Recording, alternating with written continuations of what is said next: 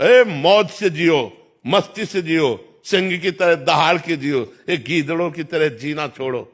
हे रोना धोना, ये दुख वो, ये तब तक बना रहेगा जब तक तुम भगवान से नहीं जुड़ते। और भगवान से जुड़े तो ताल ठोक कर माया को परास्त कर दोगे और निकल जाओगे इस माया से। इसलिए खूब नाम जब पाप कर्म करोगे तो फिर फंस जाओगे, पाप कर्म करोगे तो फिर परास्त हो जाओगे। फिर हमारी बात ये तुम्हारी समझ में नहीं आएगी।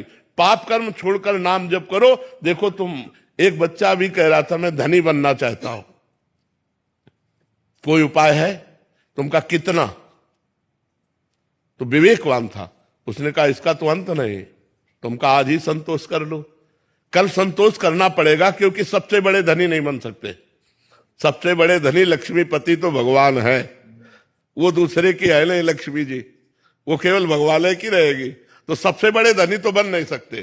तुम्हारे ऊपर कोई न कोई बना रहेगा तो तुम्हें असंतुष्टता रहेगी। और आज ही संतोष कर लो कि जो भगवान ने दिया है पर्याप्त है। भगवान में अपार सामर्थ्य है। अगर आज हम भगवान से न जुड़े होते तो बिस्तर में पड़े होते। भगवान से जुड़े हैं तो शरीर की स्थिति बड़ी नाजुक है, लेकिन हम सिंह की तरह दहाड़ रहे। मरते होंगे तो भी प्रवचन करके मरेंगे। हमको इस बात की चिंता नहीं रह गई कि मुझे मरना है या मेरा शरीर छूटना है। भगवान से जुड़ जाओ। बड़े महापुरुष के तुम अंश हो, बंदे महापुरुष ते चरणारविंद, भगवान के अंश हो। अगर प्रभु को साथ लिए हो तो जीत जाओगे, नहीं तो हारना पड़ेगा। ये हारने का देश है। संसार में जिससे प्यार करोगे वो तुम्हें अंत में रुलाएगा जरूर।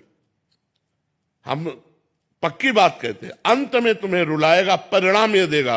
अगर भगवान से प्यार करोगे तो अंत में मुस्कुराते हुए जाओगे, तुम्हारा अंत बहुत अच्छा होगा।